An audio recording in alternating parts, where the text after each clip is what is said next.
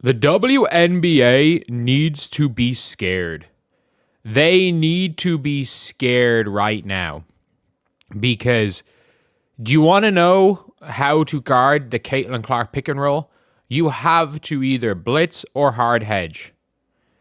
You genuinely have to either blitz or hard hedge. And what happens if you have the best roller in the league? The best target for those passes in the league, who now is willing to shoot the three. A year ago, Aliyah Boston off this here would have short rolled into this range right here. She would have short rolled into here. First of all, that makes it a trickier pass for Caitlin, because Caitlin has to split these two defenders. Caitlin's a lot bigger than Kelsey Plum. Caitlin's got the height to throw that pass. Like, Caitlin will, because she does a good job of stepping back always, she could throw that pass. Or knowing Caitlin, in this scenario here, I'm surprised she didn't wrap it around. If Aliyah Boston was here, she might have wrapped it around. But she hits Aliyah Boston wide open because the entire defense have to swing. And in this scenario here, you look at Hamby. So Aliyah set the screen. She's kind of gone and popped. Like, Aliyah is normally into the pick and short roll.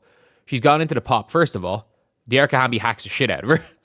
And she still is able to get the ball to a wide open Aliyah. They can't recover in time. And that's a shot there. Because if they do recover, Kiki's wide open under the basket. If they end up rotating, Kiki's open under the basket.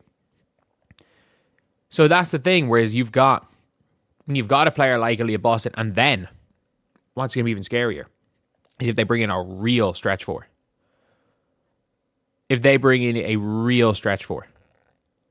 Like, you've then got a situation where maybe both of them are going to be able to pop. Both of them are going to be able to go into that high-low action. When you have got a player who draws double teams, who you have to hard hedge or blitz off the pick and roll, like, all you have to do is have smart screeners and rollers. I don't know if there's anyone that's as good as this is Aliyah Boston. Like, we saw, if you guys watched last year, how many turnovers Caitlin Clark has when she plays with Dantas, because Dantas just doesn't set proper screens and she doesn't roll properly and she rolls into weird positions. Like, I mean this when I say this. If it wasn't for Aliyah Boston, Caitlin Clark might average 10 turnovers a game because she gets blitzed so hard. But, like, you need another player like that. And that's the thing when it comes to the WNBA, is that if you have this kind of, like, I think a lot of teams are looking at the high-low. Realistically, not going to happen, but, you know, maybe Stewie has that falling out with the Liberty. Maybe she was on Sandy's side. Was Sandy Brundle ever coach Stewie? I don't think so, did she? But maybe she was on Sandy's side and Stewie's willing to leave. No, she never coached Stewie.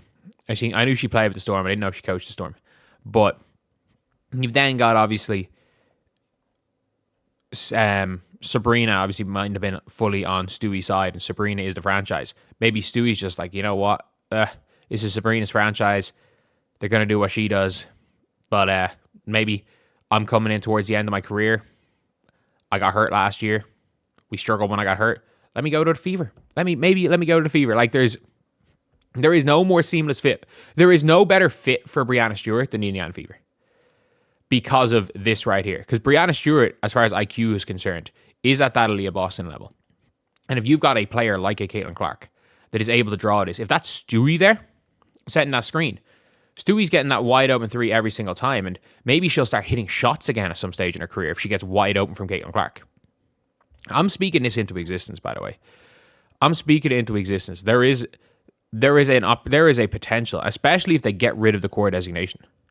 Again, there is a world where the core designation is gone. Like, there is a chance that the core designation is gone very soon. Again, I think Stewie's ineligible. She can't be cored anymore again. But, like, who knows? Maybe I'll speak that one into existence. Like, that's a title. That is a title. But even still, if you've got someone that can play that pop and be down low and can pass, I really don't know if there's a player better than Aliyah Boston to set those screens. like if you have that inside player that has the ability to spread the floor, maybe is that super high IQ center. Even for a lot, like if we're being completely honest, even like an Elizabeth Williams, just because of what she brings on the defensive end and her smarts, even Elizabeth Williams in that kind of low role that Kiki Iriafen is playing right now, for me is a better option than Natasha Howard. Just purely because, again, I think Howard gets in the way too much. Howard looks for hers more so than anything. But yeah, it is really a difficult going to be a difficult thing to stop. And I'm telling you guys, the Indiana Fever are going to be so good next year. They're going to be so good. The Caitlin Clark Aliyah Boston pick and roll. Don't fuck this up, Stephanie White. Don't fuck it up and run your offense through Kelsey Mitchell. Don't fuck it up, please. At the end of the day, like, I do think that they can find. We saw what they've done at times when they were flowing. I don't even mind, by the way, if Caitlin Clark averages 15 points a game next year. I don't give a fuck. Just put the ball in her hands and let her ping the ball around and just let us watch fast basketball. I don't care if she averages 15 a game. I don't care if Caitlin Clark averages 13. If Caitlin Clark averages 13 and 13 a game, and this is the most fun basketball team, and Kelsey Mitchell averages 25, I'm good with that. Just put the ball in Caitlin Clark's hands. As the great Jamie Tart once said, you're doing it wrong. You need to run through me. You stop playing to me and play through me. It is what it is. But yeah, it's genuinely an interesting one to see. And with Aliyah Boston shooting and Caitlin Clark being able to hit her now for the three. And like Aliyah Boston absolutely has the ability to shoot the three. But Caitlin having that ability to then throw that pass to her, teams should be scared. Teams should be scared of this Indiana Fever team, because you're not going to be able to stop them. You can't stop the pick and roll because you then have to guard it in single coverage, and Caitlin is too good going downhill. Going right.